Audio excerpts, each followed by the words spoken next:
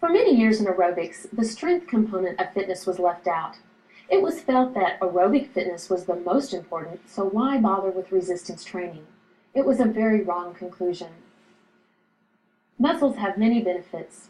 They provide the mechanical force for movement, but are also responsible for the stability of joints and for maintaining the integrity of the back and posture, and for giving the body its shape.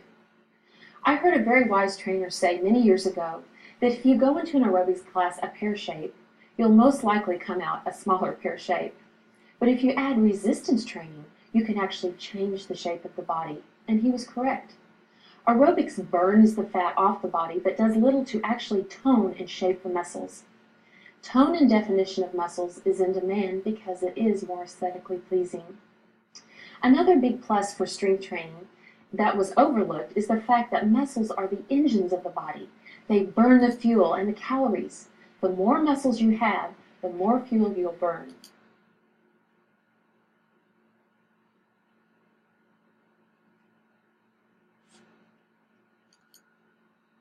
Even at rest. The body's metabolism, or the amount of energy it needs to function, can be increased by increasing muscle mass or lean body weight. Unfortunately, we have a society that is hung up on weight, when in actuality it's not our weight that is making us unhealthy, it's the ratio between lean body mass and body fat. Muscles are actually more dense than fat and way more than fat in terms of the amount of space they take up. That's why these competitive lifters can weigh 300 pounds but have a trim physique. The best way to see results from exercise is to take your measurements. Your students will see changes in their measurements before they notice a change in their weight. That's because when you exercise, your body begins to build more muscle and lose fat. On the scale, they may not see a change, but it is happening, and the result is a trimmer body that's burning more calories. We must educate our students to understand these dynamics and to look for the real benefits. Another misunderstood concept in resistance training is the belief that women will get big, burly muscles from resistance training. This is just not true unless they plan on lifting massive amounts of weight for several hours every day. Women do not normally have enough of the male hormone, testosterone, to build bulky muscles. For the average woman, resistance training will merely improve the functional strength for daily activities and give better shape and tone to the muscles, something that we'd all like to have. Let's review for a moment what we've learned about muscles.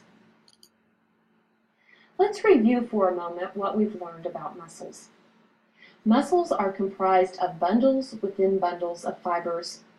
All the fibers within a muscle run in the same direction and can be classified as three different things: fast twitch, slow twitch, or intermediate fibers, depending upon their physiology. Fast twitch fibers provide for powerful dynamic movements that are short in duration. Slow twitch fibers provide for low intensity work that is long in duration. In other words, fast twitch fibers have a better anaerobic system of energy production, and slow twitch fibers have more developed aerobic energy production system. Intermediate fibers can go either way. There are three classifications of muscle contractions. These are isometric, isotonic, and isokinetic. In an aerobic setting, isotonic contractions are used most often. These can be concentric, meaning to shorten the muscle, or eccentric, meaning to lengthen the muscle. The eccentric phase of contraction has been associated with delayed onset muscle soreness. That is the soreness occurring in the muscle 24 to 48 hours after exercise. The theory is that minute tears occur in the muscle during the eccentric phase, which causes the soreness. It is not the buildup of lactic acid as once believed. Giving the body time to recover between workouts is the best way to combat this. A strength training regimen involves three elements. These are reps, sets, and loads. Let's talk about that. Reps are the number of times the weight is lifted consecutively. Sets are how many times you repeat an exercise using that certain number of reps. and the load is how much resistance or weight is used. To obtain sheer strength gains, a muscle must be worked at or near its 1 repetition maximum. That means the maximum amount of weight a muscle can move one time. To gain strength, reps must be low and the load must be high, generally about 80% of 1 rep max. In group exercise, this type of training is really not possible because it requires heavy resistance equipment. However, you can work for muscle tone and endurance, which requires less resistance. Muscular endurance is improved by using lower weight and more repetitions. The body's response to strength training is both physiological and neurological. Physically, the muscle increases in size. This is referred to as hypertrophy. As we discussed earlier, this is not because the number of fibers increase, but because the fibers themselves become thicker. Neurologically, the brain improves coordination by causing the muscle to respond to resistance more efficiently. Remember that I said that the body responds to varying workloads by recruiting different numbers of fibers? With training, the muscle learns to recruit fibers in a more productive order, and the result is more force. As you have read in your assignment, it is very important in designing a resistance workout to incorporate the principle of muscle balancing. Muscle balancing means that all the muscles around a particular joint are worked equally so that the integrity of the joint is maintained.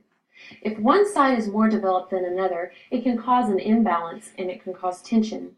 If each muscle is not capable of performing its job, then the body compensates by using other muscles. The problem is that often this means the muscles are used to do jobs they were not designed to do, and this leads to injury. Case in point is the trunk. The human body is designed so that the muscles of the back and the abdomen work together to keep our bodies erect and to hold our vital organs in. Frequently, you'll see people with low back problems like lordosis, which is sway back. Generally, this is caused by an imbalance of the strength between the back and the abdominal muscles. The abdominal muscles become weak, and often there's weight involved, which puts a strain on the back muscles and compromises the spine itself. To balance muscle work, you must be familiar with where they are and what they do. Take a moment now to review what I've just said, and when we come back, we'll take a look at each major muscle group and discuss movements and appropriate exercises for each. Let's walk through each of the major muscle groups now and discuss their movements. We'll start with the upper back. The large triangular-shaped muscle of the upper back is called the trapezius. The trapezius is the most superficial muscle of the upper back. That means it's the closest to the surface, and it has 3 sections: upper, middle, and lower. These are responsible for elevation, adduction, and depression of the scapula. It's an important postural muscle along with the rhomboids, which are 2 strap-like muscles between the scapula and spine. It's very important to work these postural muscles because so often they're weakened by people working at a computer or a desk all day, and slumping puts pressure on the vertebra and nerves in the spine that can lead to back pain and problems. Now, the strap-like muscle running up and down on either side of the spine is called the erector spinae. They support all movements of the spine, including forward flexion and extension and lateral flexion. AFA recommends that for extended periods of forward flexion, you use the hands for support to avoid overstressing these muscles, particularly in the lower back. The largest muscle of the lower back is called the latissimus dorsi. It originates from the 6th lower thoracic vertebra and actually inserts way up here on the humerus. It is considered to be a muscle that acts on the shoulder because it produces a rowing type motion. Laurie will demonstrate extension and adduction of the shoulder, and movements such as lat pulls are examples. Let's move now to the front of the body. The primary muscle of the chest is called the pectoralis major. It originates at the sternum and it inserts on the humerus of the upper arm. Its primary function is shoulder flexion and horizontal flexion and some adduction. One of the best exercises for the pectoralis major is push-ups, and we'll discuss those a little bit later. Let's move down the trunk now. Anteriorly, we have the abdominal muscles. There are 4 layers of abdominal muscles. To make up for the lack of skeletal support, the 4 layers run in different directions to provide more support. The rectus abdominis is the strap-like muscles running vertically on either side of the belly button. They are responsible for flexing the trunk, and they are crossed by 3 fibrous bands called tendinous inscriptions. That's why when bodybuilders have a lot of definition, you can see that ripple effect. The next layer is a combination of 2 diagonally oriented sheaths of muscle called internal and external obliques. Let's take a look at those. They actually run crosswise to one another and are responsible for trunk rotation and compression of the abdominal cavity. The deepest layer in the abdominal wall, which we can't see from this picture, is called the transverse abdominis. It's horizontally encircling the abdominal cavity. Contraction of this muscle compresses the abdominal cavity. A good way to isolate these deeper abdominal muscles is to cough or exhale forcefully. Try that now. And hold the tension. That's those internal muscles working. Let's move to the muscles of the shoulder and the arm. The deltoid muscle is the one that sits on the top of the shoulder. It is named deltoid after the Greek letter delta. That means triangle.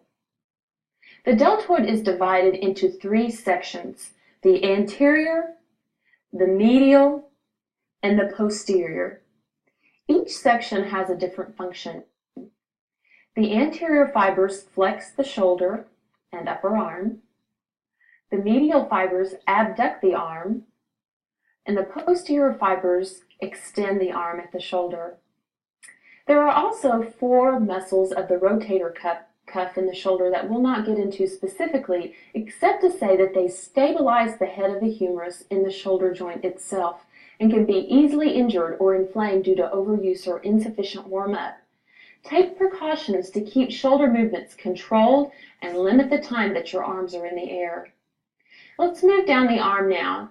On the anterior side, we have the biceps muscle. As I mentioned before, it's a 2-headed muscle which crosses both the shoulder and the elbow. That means it can affect movement at both of those joints. At the elbow, the biceps produce flexion, and at the shoulder, it also helps with flexion. The smaller muscles of the lower arm we'll not go into specifically, except to say that they help with flexion and extension of the wrist. Now, on the back side of the arm, the triceps of the upper arm form elbow extension. Please keep in mind that in order to isolate this muscle, you must place the arm in a position to oppose gravity. That usually means extending the elbow beyond the body or raising arms overhead. And now to the muscles of the lower body. At the hip, you have a very deep line group, which we can't see from our pictures, called the iliopsoas. The iliopsoas muscles originate from the lumbar vertebra, which are the low vertebrae in the back, and attach to the lower leg, to the femur. These are the powerful muscles that cause hip flexion. Now, on the reverse side of the hip, you have another powerful group of muscles called the gluteals. The gluteus maximus is the largest and most superficial of this group. Its movements include extension of the hip. They also help with outward rotation at the hip, abduction, and adduction. Now, underlying the gluteus maximus is the gluteus medius and minimus. They also help to abduct the femur and internally rotate the hip. The muscles that cause movement at the knee are the quads and the hamstring. The anterior side are the quad muscles. These are a combination of 4 muscles: the rectus femoris, the vastus medialis, intermedialis, and lateralis. They perform knee extension. Knee flexion, on the other hand, is produced by the hamstring muscles on the back side of the leg. These include the biceps femoris, semimembranosus, and semitendinosus. They also help with some rotation. There are 4 inner thigh muscles that adduct the femur. They are called the adductor minimus, longus, brevis, and magnus. You can call them just the adductor muscles. These work to place, you must place the body though in the proper position to work these muscles so that they are opposing gravity. If you try to adduct the leg from a standing position, it's actually an eccentric contraction of the abductor muscles. Muscles of the lower leg include the gastrocnemius. It's the most superficial of the lower leg muscles, too, as the calf. It is responsible for plantar flexion, along with its helper muscle called the soleus, which is right directly underneath the gastrocnemius. On the shin side of the lower leg, which we can't see from this picture, the primary mover is the anterior tibialis. It's responsible for dorsiflexion, or lifting the toes. Tension in this muscle can lead to shin splints, so stretching is a very good idea.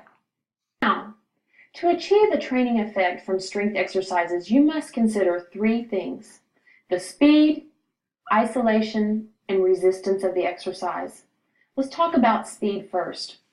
The biggest enemy of resistance training is momentum.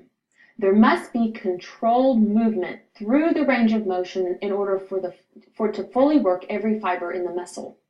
Momentum can also cause injury because uncontrolled movements, especially those employing resistance, can create undue stress in the joint capsule and connective tissues. So speed is important. Slow, controlled movements are best. Isolation means to find the movement and position which specifically overloads the muscle of choice, like extending the elbow to isolate the triceps. Each muscle is responsible for specific movements, and unless you position the body correctly, you'll not be overloading the right muscle. Also, if a person is weak, they may unconsciously change positions to shift the load to other muscles. This may compromise the body's alignment, so it's important to have students stop and rest if they're losing position. Resistance is the 3rd element. In a group exercise situation, this can be tricky. You want to provide enough resistance to see benefits, but not so much that they can't perform the exercise with proper form. There are many modalities available to instructors now, including handheld weights and elastic resistance, such as Dynabands and tubing. And of course, body weight resistance is always available. Generally speaking, resistance should not be so great that the student can't perform at least 8 to 12 repetitions without fatigue. We'll talk more about how to modify resistance a little bit later. Take a moment now and review those major muscle groups. When we come back, we'll take a look at exercises for each group.